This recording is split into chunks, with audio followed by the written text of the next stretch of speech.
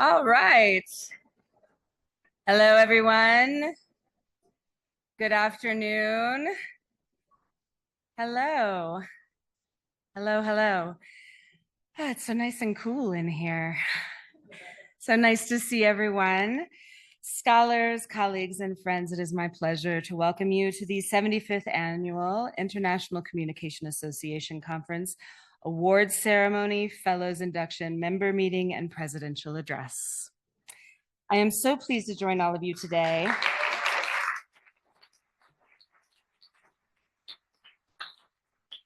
I am so pleased to join all of you today as we honor the achievements of our colleagues and the resilience of this organization and our community as a whole. And now I am honored to welcome to the lectern ICA President, Professor Silvio Weisbord.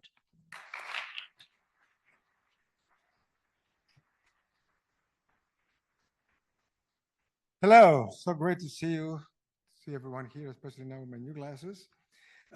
We made it, we are here. More than 4,000 communication scholars in this conference, plus 400 online. We're surrounded by communication scholars, that's great.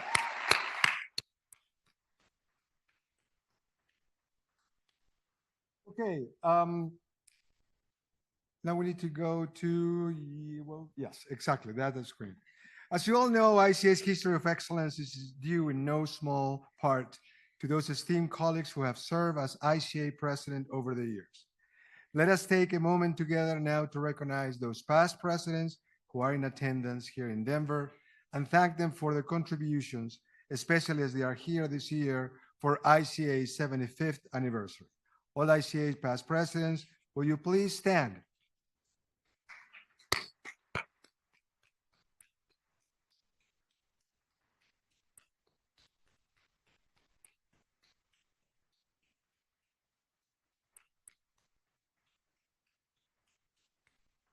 Thank you, thank you. Now, please join me in a moment of silence in remembrance of our ICA member colleagues who have passed away in the past year.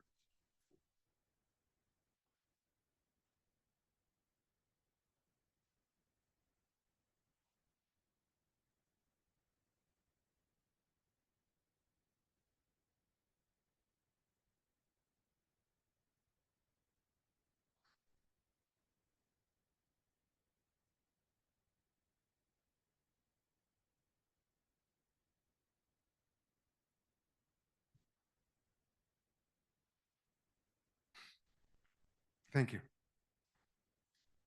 It is my honor now to introduce you to those individuals who have agreed to put their names forward in the next election as candidates for the open positions of the ICA Board of Directors. If you are in the room, please stand when I say your name and give a little wave so we can see you.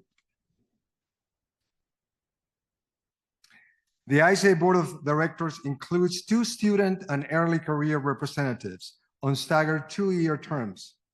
There is therefore 1 opening each year. This year, our 2 candidates for that opening are Alina Ali Durrani from the University of Massachusetts as Amherst.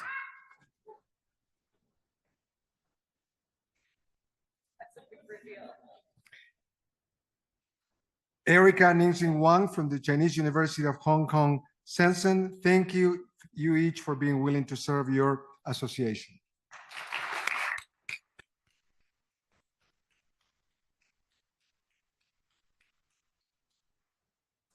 We also have 2 excellent candidates for ICA president this year. Here we are. I'm delighted to present the 2 presidential candidates for the October 2025 election. Please stand in, you are in the room. Jessica Piotrowski from the University of Amsterdam and Karen Wall Jorgensen from Cardiff University.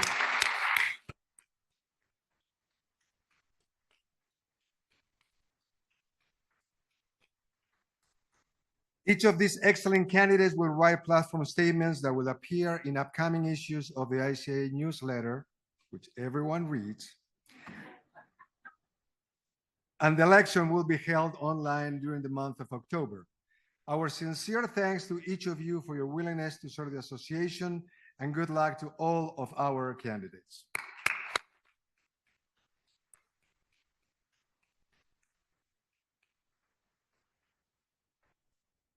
Okay, now, we also wish to recognize our ICA board members who have served their divisions and interest groups and the association as a whole so diligently, in addition to so many other strains on their time and energy. If you are in the room and serve on our current board of directors, please stand up so we can all thank you for your service. Members of the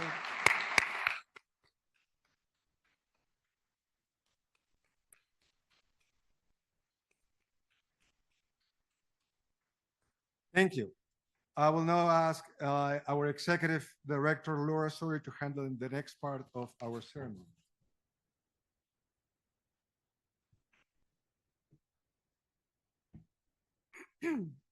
As you may know, each president-elect embarks upon a 5.5-year commitment as part of the executive committee of ICA. First as the program planner for the next conference, and then as the president, then as the immediate past president, and then less immediate past president, something we often call president neglect, and finally as the general secretary and chair of the regional conferences committee during a final year we have lovingly begun to refer to as president eject. This year, that role has been filled by Mary Beth Oliver. Mary Beth, will you please come to the stage?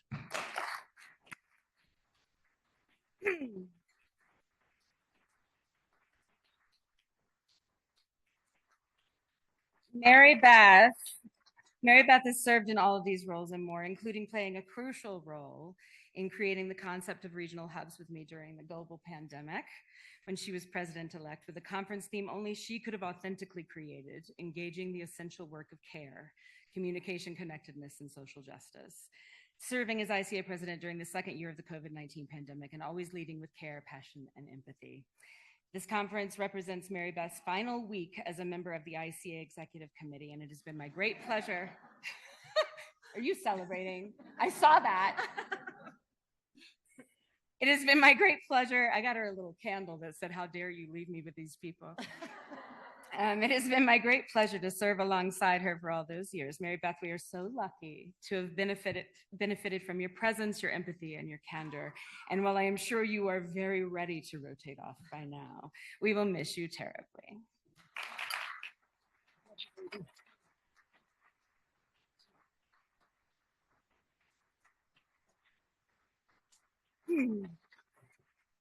So, thank you very much. Usually, we only do one of those. Usually, there's only one person rotating off of the EC each year, but this year we have to say goodbye to 2 people.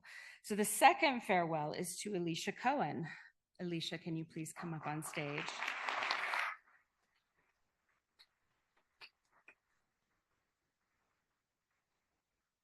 In addition to being a past publications committee chair of ICA and filling many other crucial roles over the years, Alicia is rotating off the EC this week after serving as ICA's treasurer for the past 3-ish, 4 if you count the treasurer-elect year, which I'm sure she does. Taking the helm of the finances of a large association like ICA with 33 divisions and interest groups, an international conference, multiple multi-year publishing contracts, and a complex investment portfolio on top of an incredibly busy administrative role at her university is no easy feat. And she signed up to do that during the pandemic and got to do strategic planning process in the deal. Yay! Alicia, thank you so much for your pragmatic advice, your sense of humor, and your laser focus on doing what's best for the financial health of this organization. We will miss you.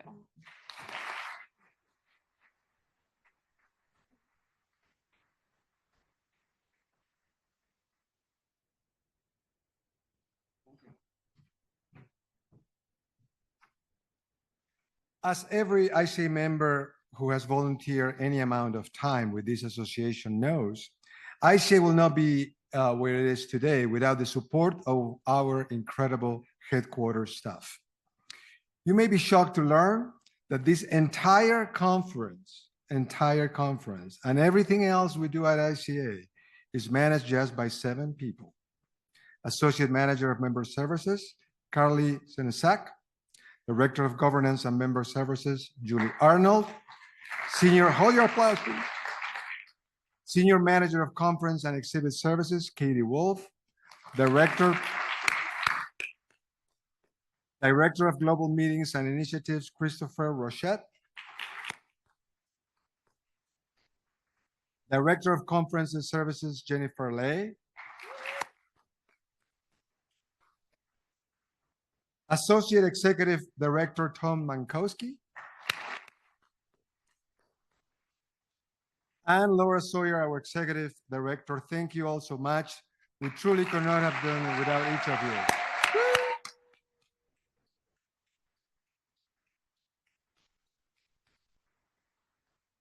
Now, I'm pleased to welcome to the stage this year's Fellows Chair, Rich Ling, who will present the 2025 ICA Fellows inductees. Rich?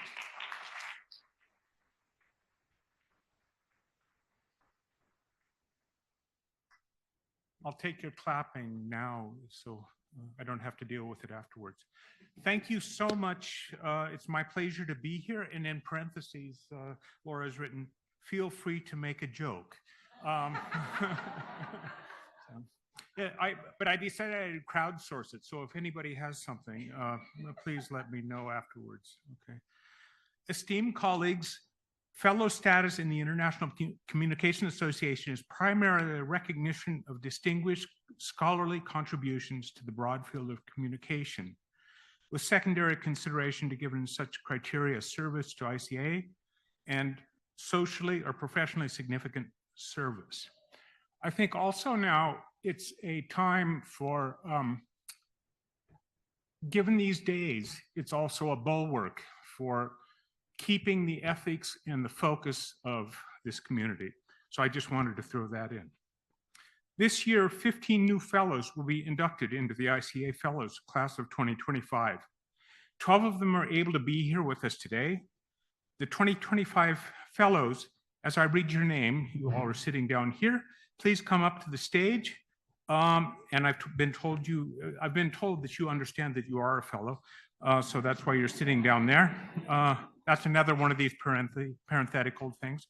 Please note that we'll take extra time for an additional photo opportunities, including a group photo after the session. So you guys don't get off the hook until we're all done.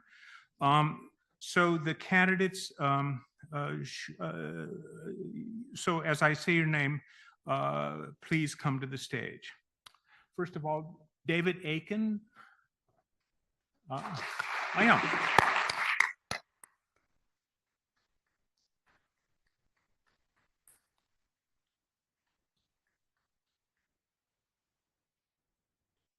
Very much.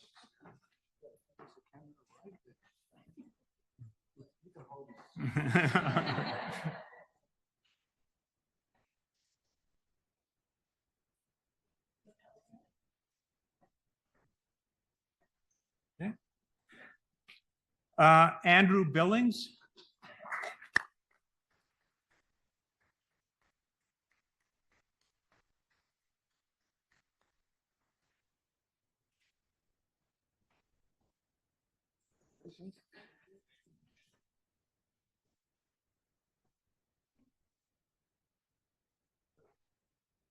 Axel Bruns, who is not here.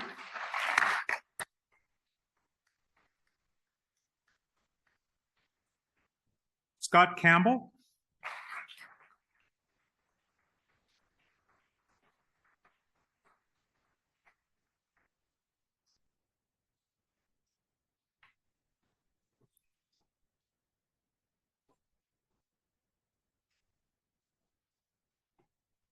Thank you.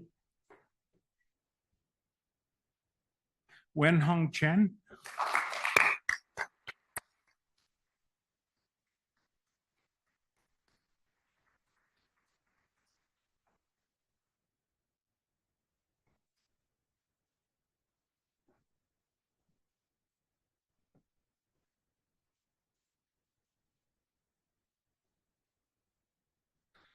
Teresa Carrera.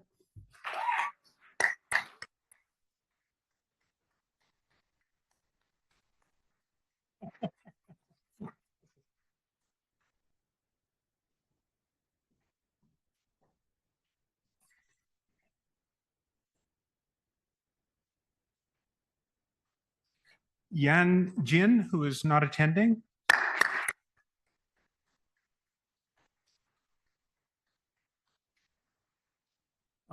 Matthew McAllister.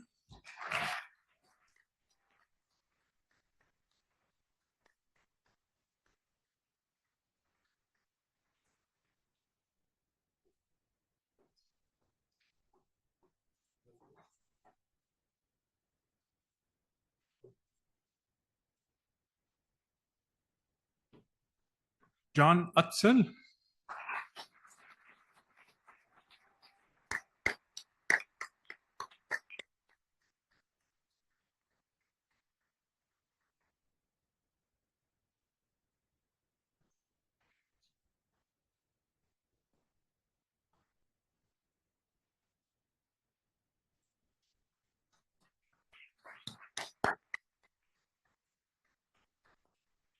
Sora Park.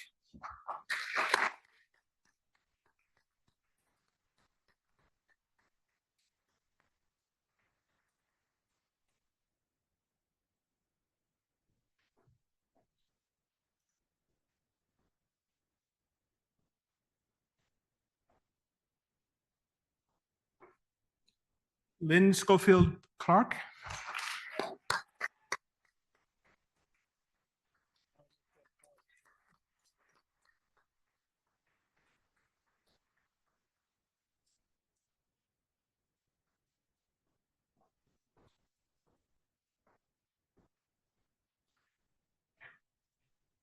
Sharon Strover.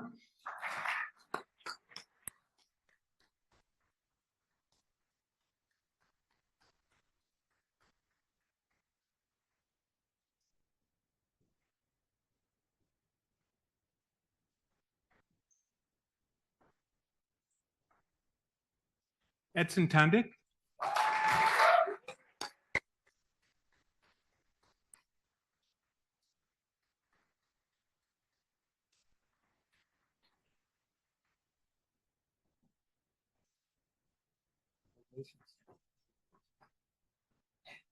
Stage is getting full here. I'm going to get shoved off the. Sabina Trepte. She's not here.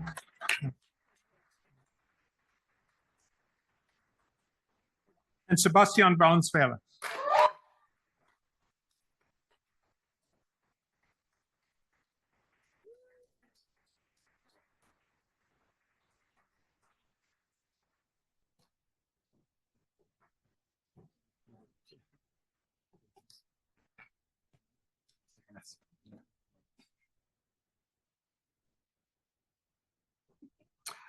I present to you the 2025 class of ICA Fellows.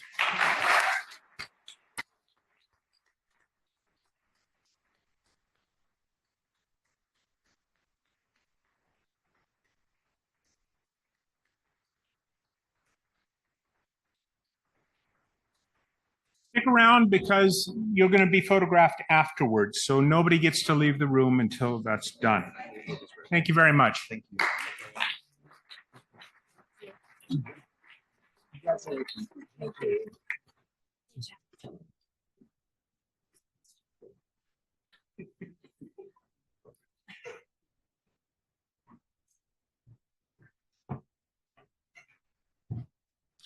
Well, thank you, Rich, for your leadership as the fellows, for your leadership of the fellows this past year, and congratulations to all our new fellows. Now I will invite this year's Research Awards Committee Chair, Dr. Chunju Flora Hung Beseke, to the stage to present the 2025 International Communication Association Awards.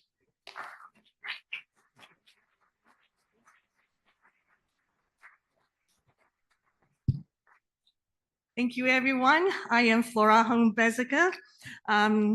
ICA has been my academic home since I was a PhD student. So it is really my great honor to have this opportunity to present these most prestigious ICA awards. Let me see here. Okay, so first of all, we would like to present I'm sorry, before I start. So now for this year's recipients, please do come up to the stage as I read your name and award information to retrieve your plaque. But like other ICA fellows, please also stay after the ceremony for official photographs on stage. And before I start introducing these awards, I also would like to show our greatest appreciations to all the members of each of the ICA award committees who did tremendous work to select each of these recipients. And first award for this year, Outstanding Article Award. The winning article is Minding the Source Toward an Integrative Theory of Human-Machine Communication by our immediate past ICA president, Dr. Yongjun Lee from Seoul National University.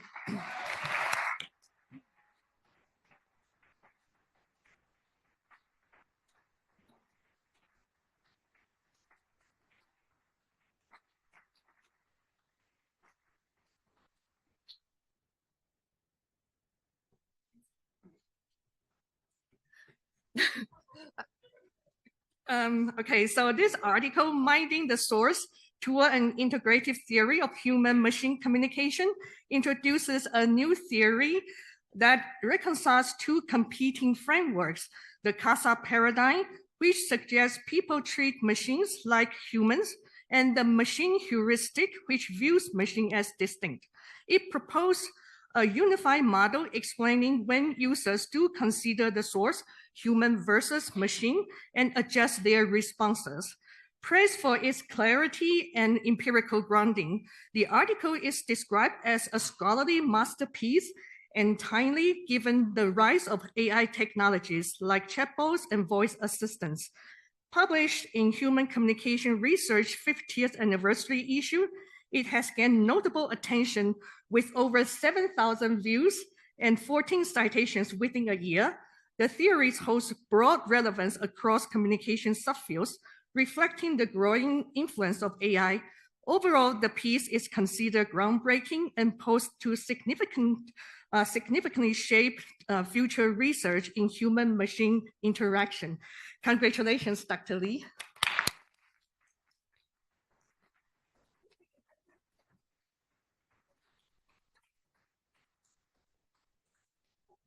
And our next award, Outstanding Book Award, the winning book is Wrong, The Weaponization of Victimhood by Dr. Lidi Choliaraki from London School of Economic and Political Science. Dr. Choliaraki is unable to attend this year. Her award will be accepted after the ceremony by her colleague, Dr. Sonia Livingstone, who will take it back to her at the university. A quick introduction of the book. It is a compelling and timely work that addresses pressing political challenges in contemporary society. The committee regard it as a tour de force, showcasing how critical discourse analysis, a key method in communication, can illuminate the political, social, and cultural dynamics in a historical period. This book explores who is recognized as a victim, how victimhood is weaponized through power relations, and how this understanding can foster more inclusive politics. Rather than simply evoking sympathy, this book critically examines the power structure behind victimhood, offering a nuanced perspective on political polarization. It is conceptually innovative, deeply insightful, and expertly synthesizes ideas from political communication, feminism, and cultural studies. The book's relevance to current political and cultural discourse make it a vital contribution to the field. So thank you, Dr. Livingston, for bringing this award back to Dr. Choliaraki. And the next award is Applied Public Policy Research Award. And this award honors a scholar or group of scholars who have produced a systematic and outstanding body of research that addresses a significant communication problem or relevance to a public representing one or more groups of stakeholders relevant to a division or divisions or interest groups of ICA.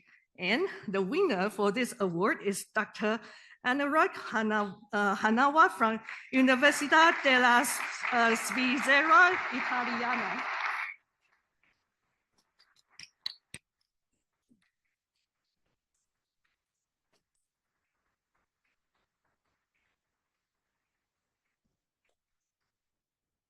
A quick introduction of Dr. Hanawa.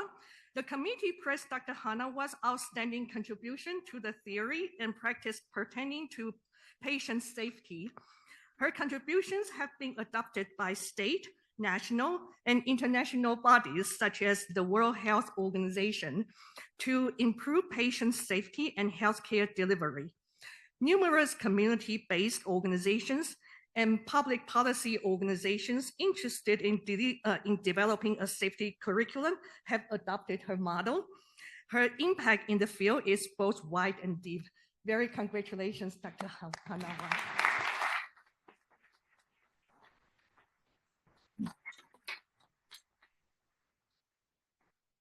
And the next award is for Early Career Scholar Award. The ICA Early Career Scholar Award honors scholars who have substantially contributed to knowledge in the field of communication and show promise for continued development. The winner is Dr. Jia Sophia Fu from Rutgers University.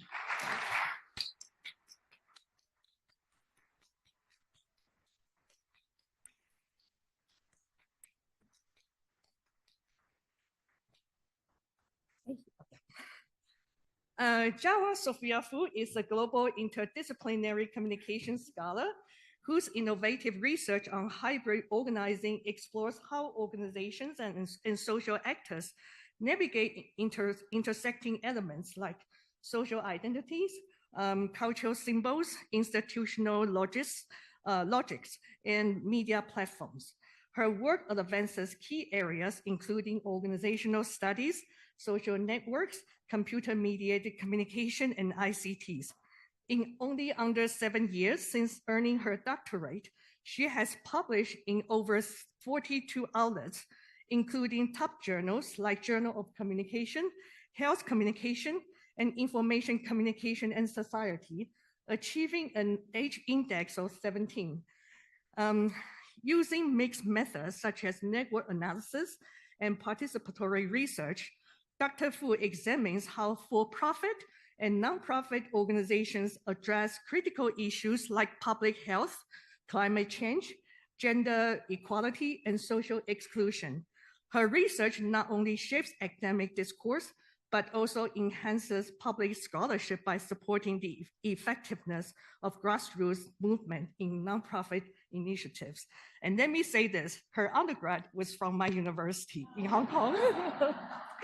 Congratulations, Sophia. We are very proud of you.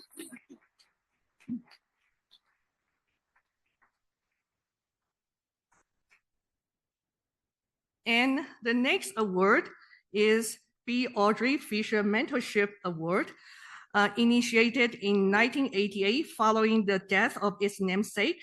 The B. Aubrey Fisher Mentorship Award honors outstanding scholars, teachers, and advisors who serve as role models in those capacities and who have had a major impact on the field of communication. Most importantly, recipients of this award have influenced the discipline through their former students who themselves are important figures in the communication discipline. And the winner for this award is also another ICA former president, Dr. Norsh Contractor from Northwestern University.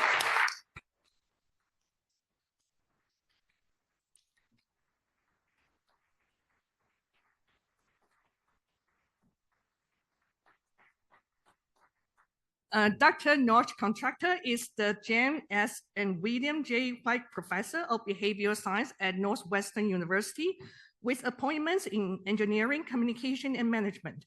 He directs the Science of Networks in Communities Research Group and serves as Executive Directors of Web Science Trust. A former president of ICA, he has authored over 250 publications and co-developed the influential theoretical multi-level framework. Renowned globally for his pioneering work in communication networks, Dr. Contractor is equally celebrated for his mentorship. His students highlight not just his academic rigor, but his unwavering support, high expectations, and role modeling of scholarly excellence. And you guys have already heard a lot the international regional hubs, right? His recent initiatives, this ICA regional hubs, reflects his deep commitment to expanding global access to science and mentoring emerging scholars. Known for connecting people as much as ideas, Dr. Contractor's impact spanned both research and community building. Very congratulations, Dr. Contractor.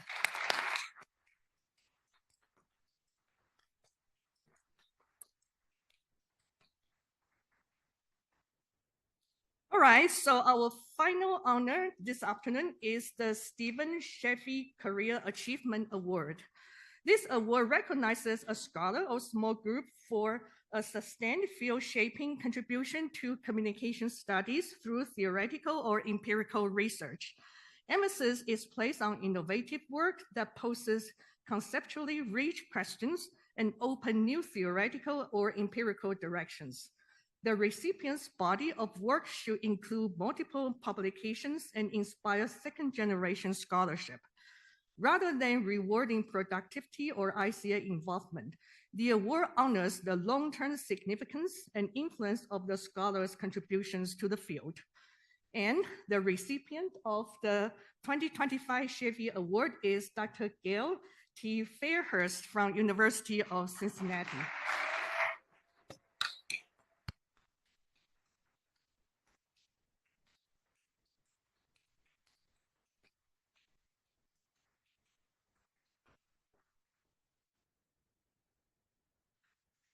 Dr. Gail Fairhurst's work is distinguished by its originality and global impact on organizational communication and leadership studies.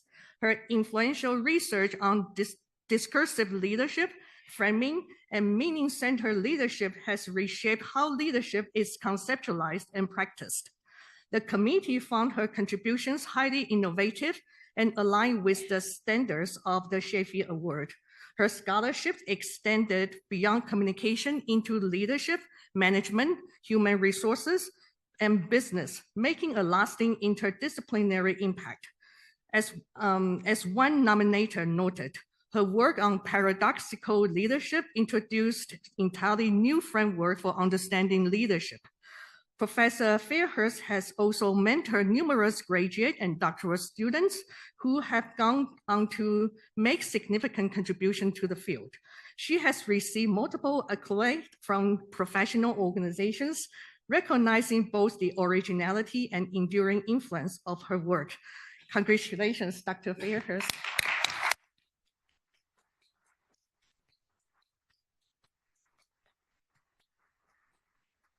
Okay, so wow, what achievements. We are thrilled to recognize the winners and appreciate their outstanding contributions to the diverse discipline of communication. So we conclude the 2025 award presentations. So congratulations to all the winners for this year.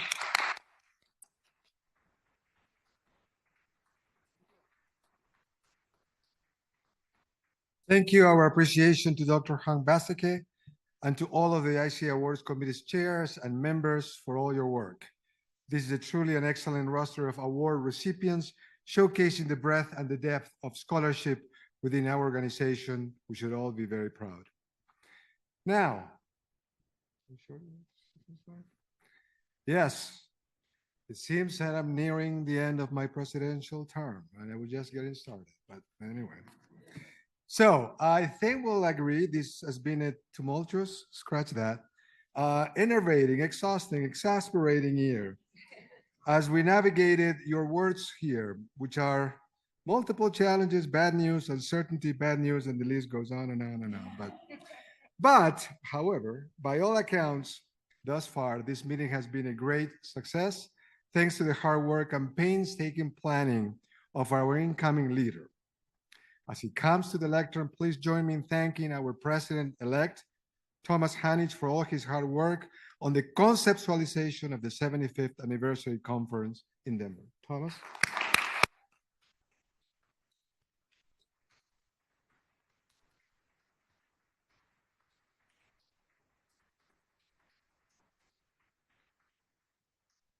Thank you, Silvio. I want to thank the many colleagues who have worked hard to make this conference possible.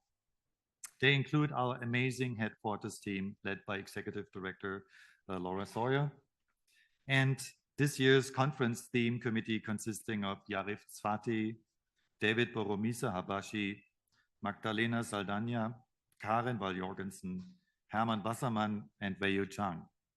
My further thanks go to our local host committee chaired by, again, David Boromisa Habashi, my fellow ICA executive committee members, the student volunteers, the organizers of our 8 regional hubs, and the program planners serving the 33 ICA divisions and interest groups. I want to thank Antonia, my love, best friend, colleague, and advisor. She also deserves credit for the conference team. She was the one who pointed me to ICA's 75th anniversary as a vantage point for the theme. I also want to thank Olivia, the curly head that some of you might have seen appear in many ICA-related Zoom meetings. I'm grateful for her patience in dealing with an absent-minded dad for much of the past year. At just 4 years, Olivia is attending her 4th ICA. And that means, relative to her age, she has attended more ICA conferences than anyone else in this room. Well, I have enjoyed organizing this year's conference, despite the conditions, despite what's going on in the US, and I'm looking forward to the future year as president. I will continue the association's efforts towards strengthening its position as the global intellectual powerhouse in our field, one that cares about its members' emotional well-being and professional development needs. And now, over to Silvio.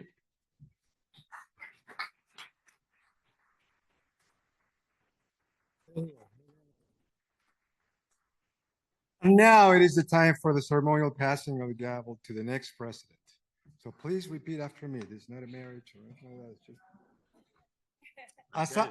Okay, here we go. As ICA president, I, Thomas Hanich, As ICA president, I, Thomas Hanich, will preside at all meetings of this association will preside at all meetings of this association with justice, dignity, and impartiality, with justice, dignity, and impartiality, faithfully represent this association's best interest faithfully represent this association's best interests in internal and external meetings, in internal and external meetings, and represent ICA to other groups in our field and represent ICA to other groups in our field with selflessness, integrity, and pride. with selflessness, integrity, and pride. So it's now my honor and pleasure to pass this gavel to you and to introduce you to the gathered members of the association as the new president of ICA.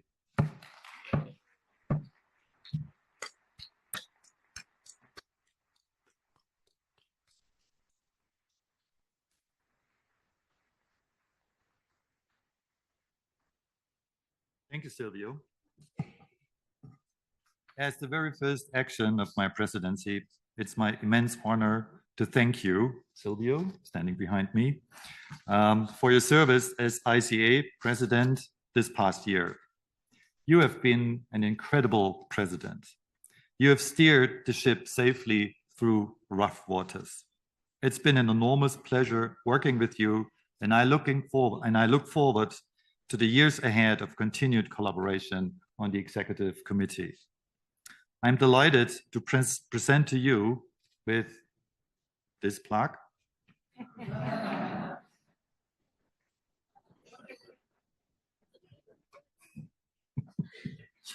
I'm delighted to present to you with this, with this plaque on behalf of the executive committee, the board of directors, and the ICA membership as a commemoration of your achievement.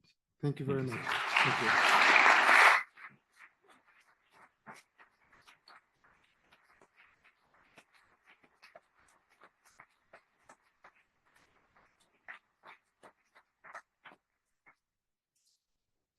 I'm honored to take the reins as ICA heads into planning what will be our 76th annual conference, ICA 26.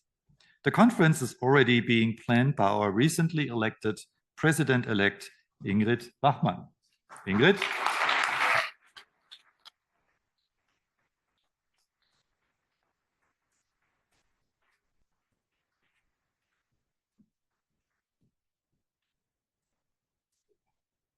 Thank you, Thomas. Thank you, everybody. I'm supposed to give you the theme for the next conference.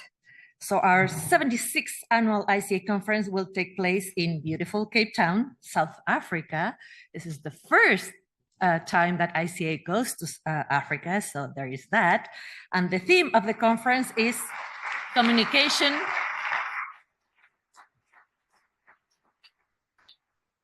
The theme of the conference is communication and inequalities in context.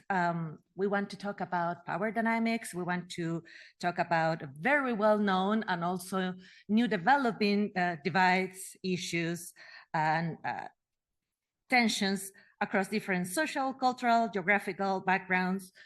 We need to engage, we need to address these issues. It's not only about inequalities in terms of communication research or inequalities and divides in communication as a field or as an outcome, but also inequalities within communication and across communication research.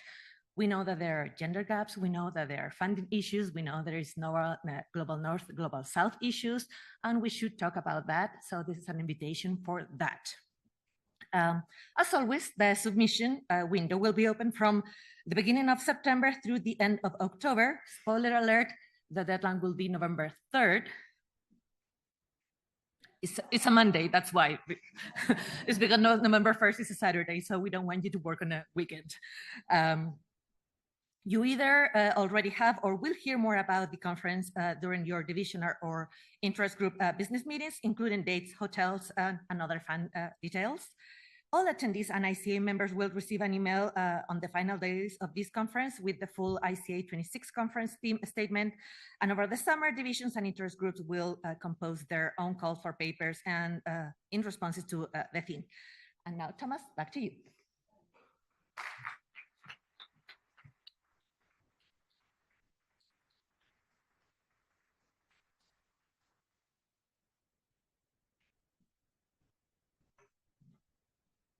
Thank you, Ingrid. Now, it is my immense privilege to introduce ICA's outgoing president, Professor Silvio Weisbord, for the delivery of the 2025 ICA Presidential Address. Let me start by saying that among the many things that impressed me about Silvio is his humbleness. When asked how he envisaged his own introduction, he responded, "Just a standard bio and title, nothing fancy," he said. I'm not sure if this is even possible. Silvio is a giant in our field. Silvio grew up in Argentina, received his undergraduate degree in sociology from the University of Buenos Aires. He was the first person in his family to get a college degree.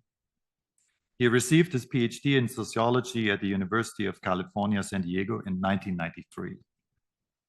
After working on communication and global social change programs for a Washington-based non-government organization for 5 years, he took a position at the School of Media and Public Affairs at George Washington University in 2007.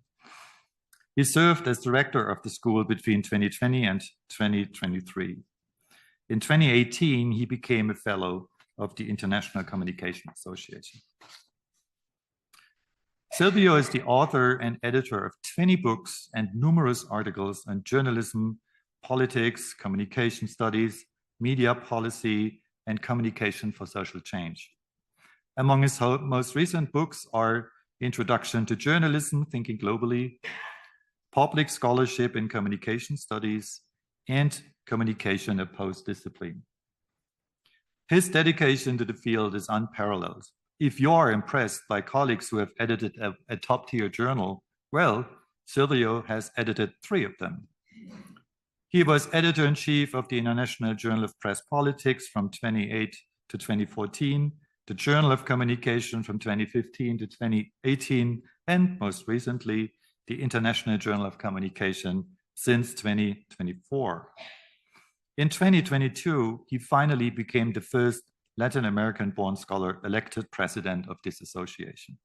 To me, personally, Silvio has always been a beacon and a role model in our short-lived scholarly world. As he now comes to the lectern, please join me welcoming Silvio Weisbord for his ICA presidential address.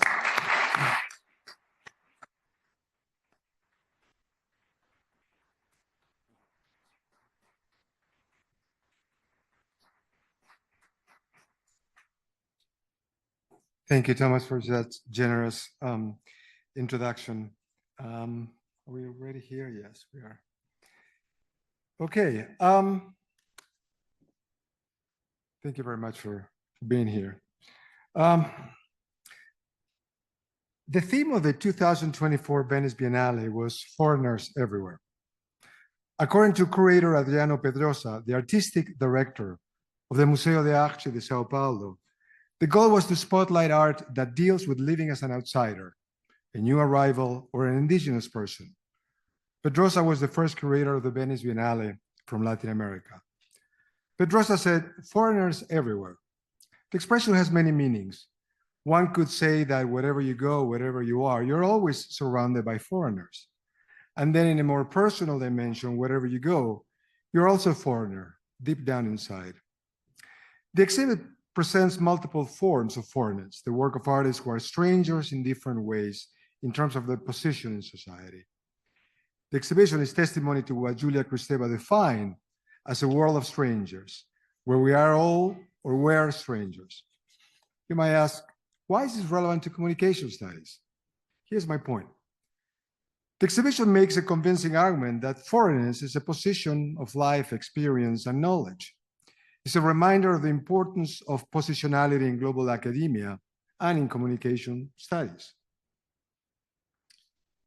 What do I mean by positionality in academic life? It's our embedded selves, the social institutional context where we live and work, the intellectual traditions, epistemologies, languages, academic freedom, research funding, and thematic priorities.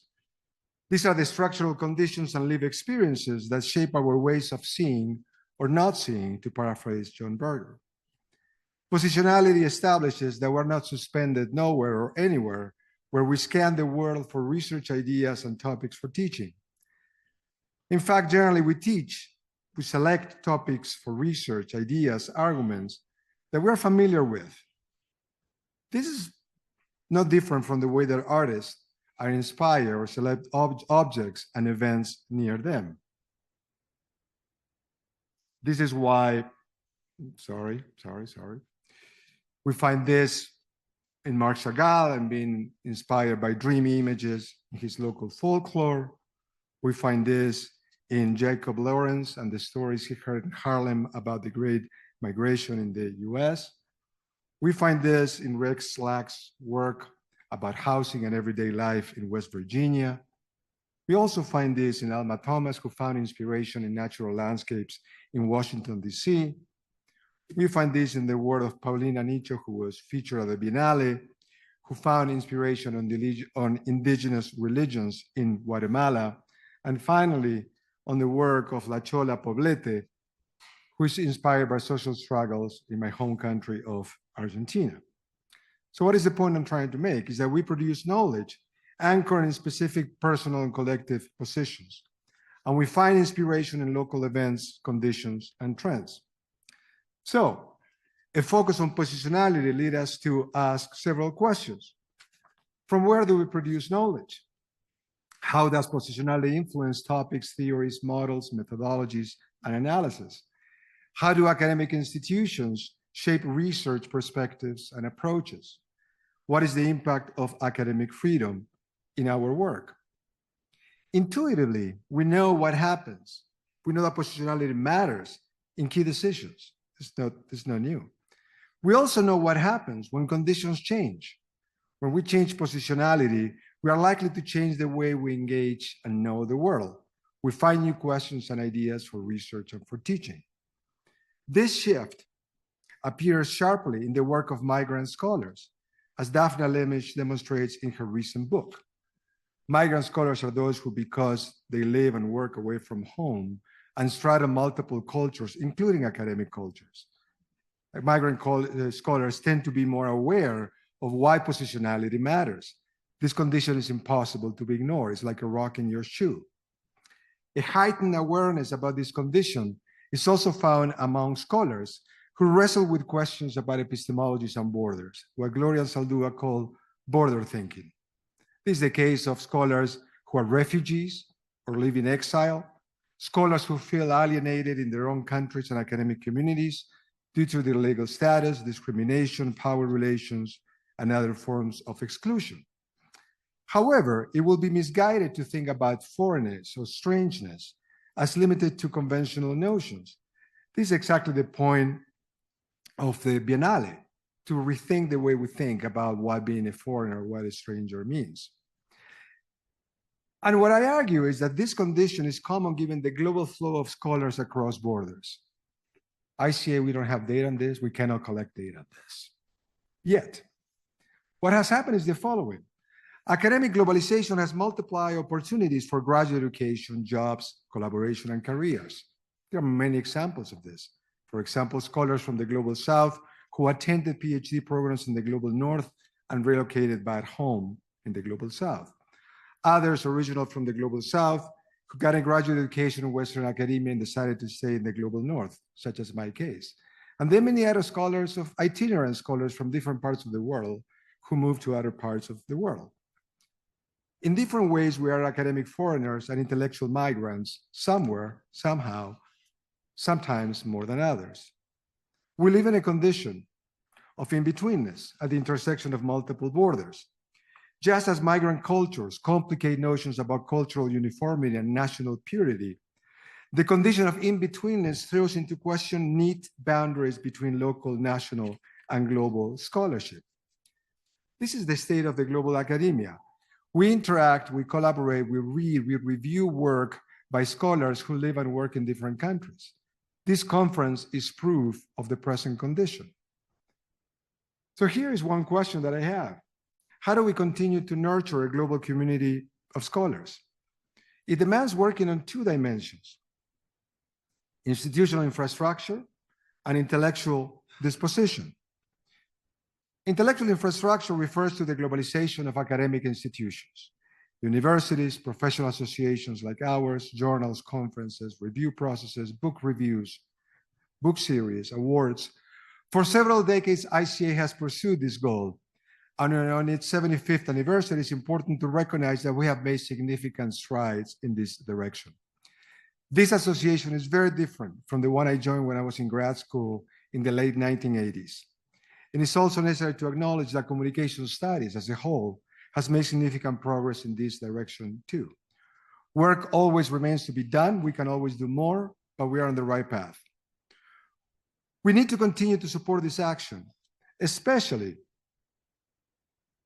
given the institutional conditions in global academia.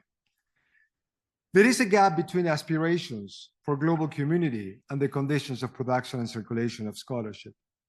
Why? In my mind, the institutional infrastructure that we are part of largely was constructed from retrofitting institutions based in the global north, professional associations, journals, book series. And at the same time, what we have are persistent global disparities in terms of resources, volume of production, professional networks, and language. This is what an extensive recent literature has called.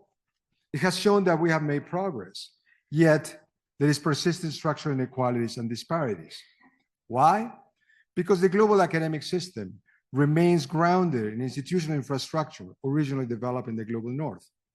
These conditions shape key aspects of our work, such as what criteria of excellence we use, what is understood to be the canon, who selects what are important topics, who selects what is a valid analytical frameworks. However, institutional changes are one side of making a global community of scholars. The other side is intellectual disposition. And this is the main point I'm conveying here. What I know this, or what I call this, is the cosmopolitan imagination. I call to embrace a cosmopolitan imagination, which means to think and act as members of the global academia, to cultivate knowledge across borders, and to embrace the open-mindedness that defines the cosmopolitan position.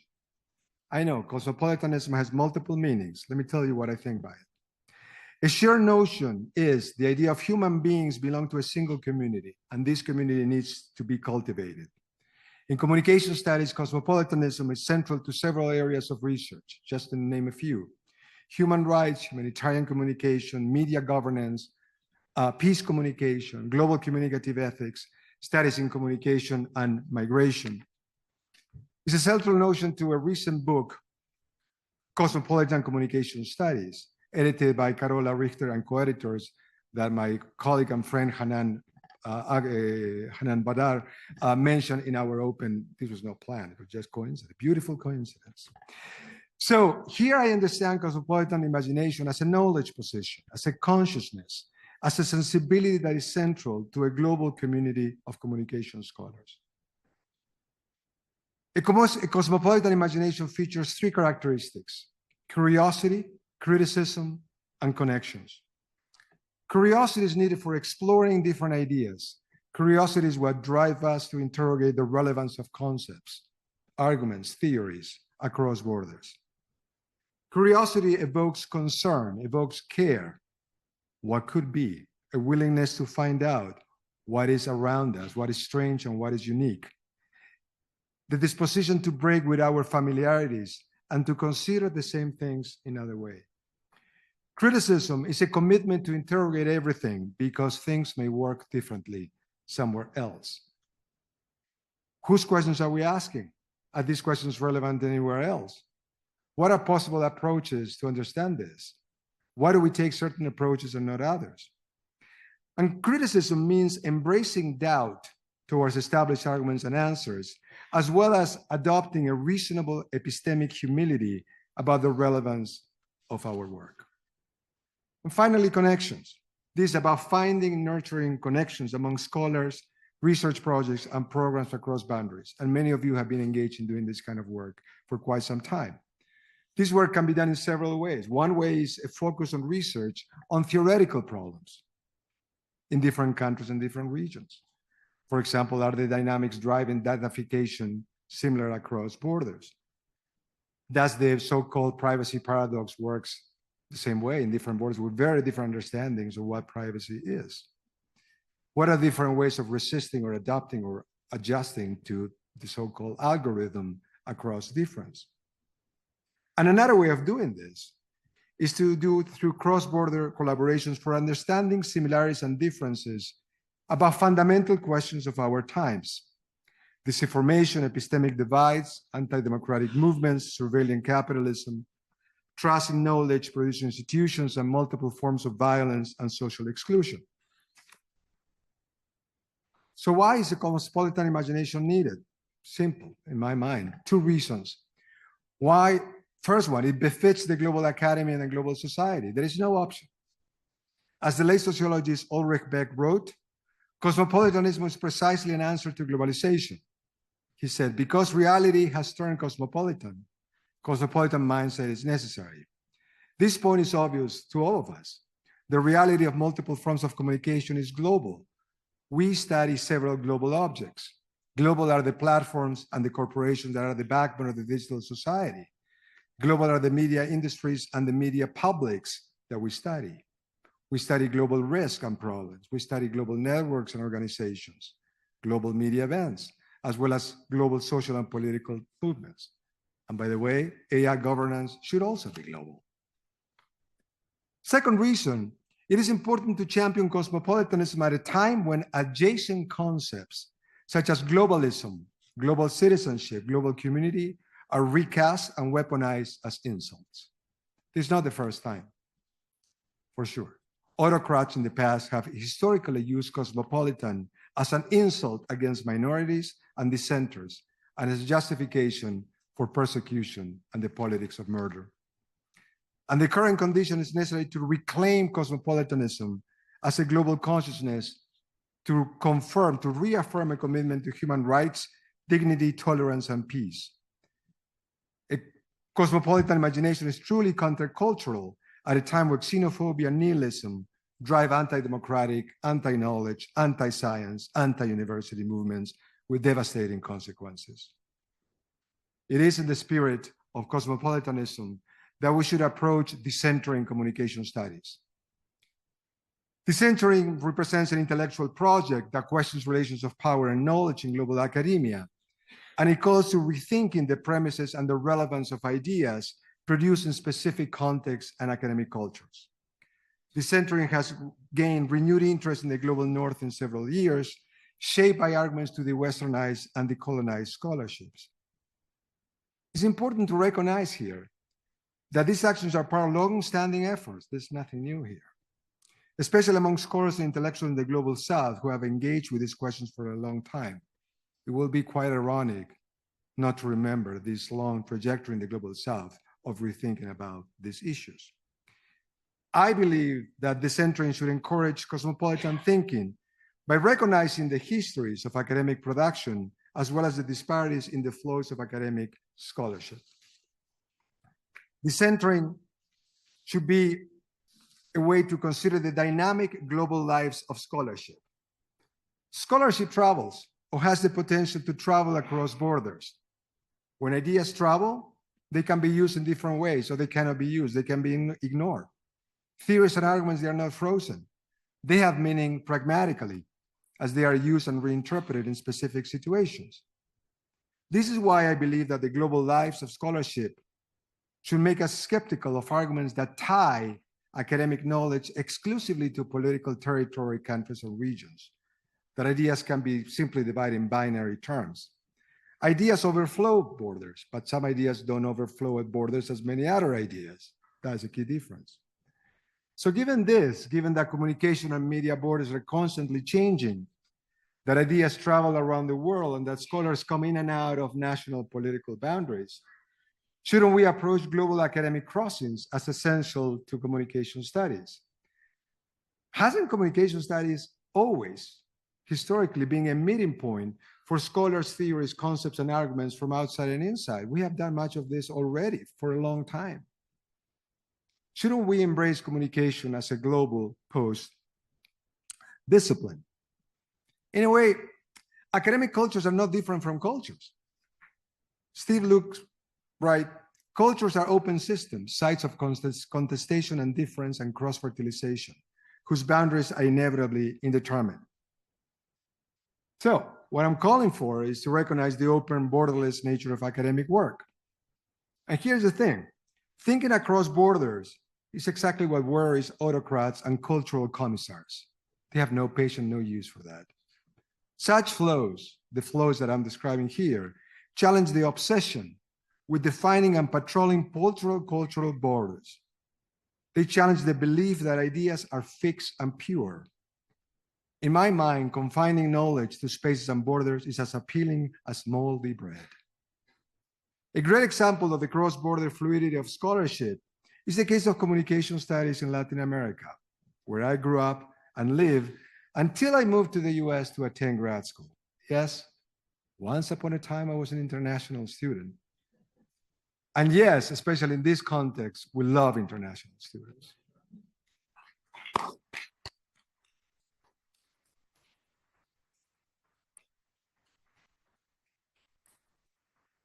Also, we love non-international students. We love students anyway. So, but back to the other point I was trying to make.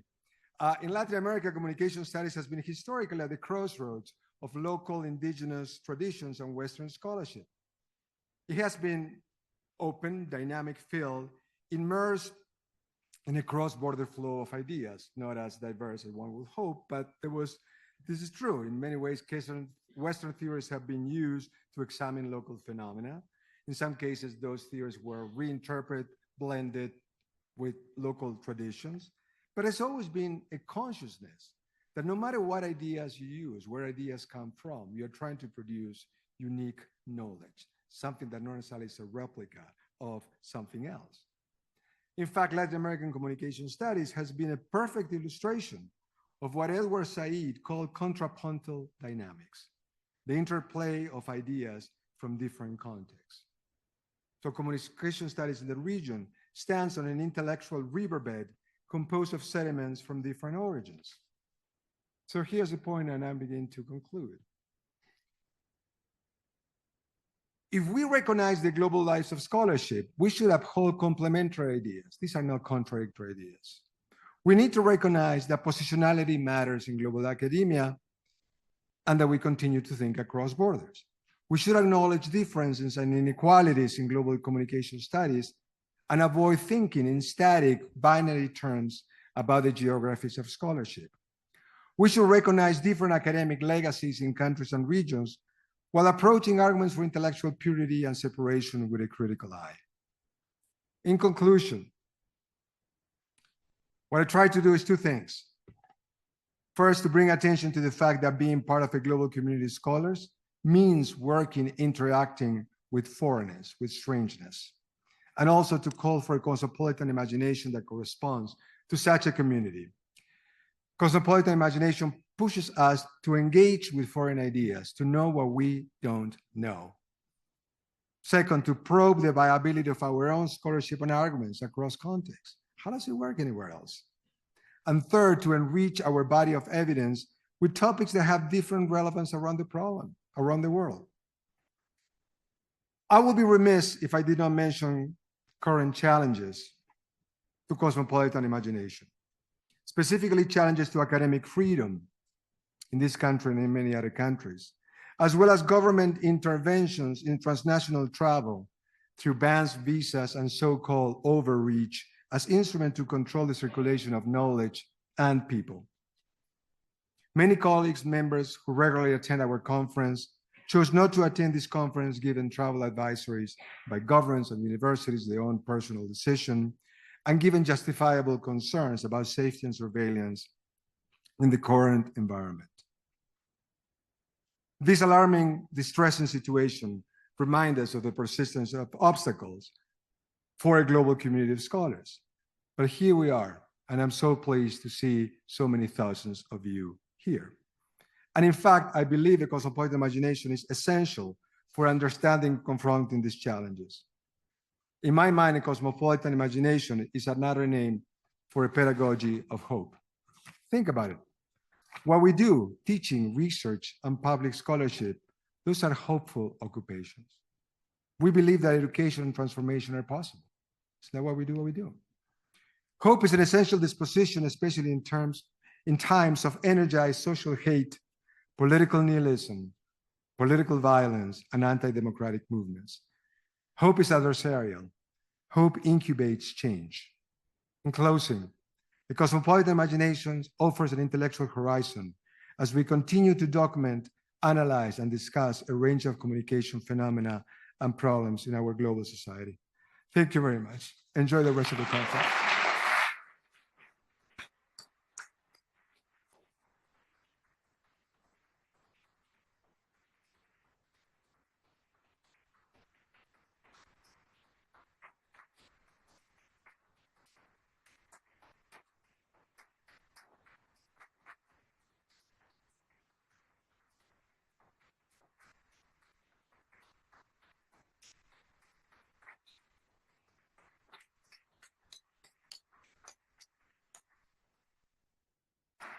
Thank you.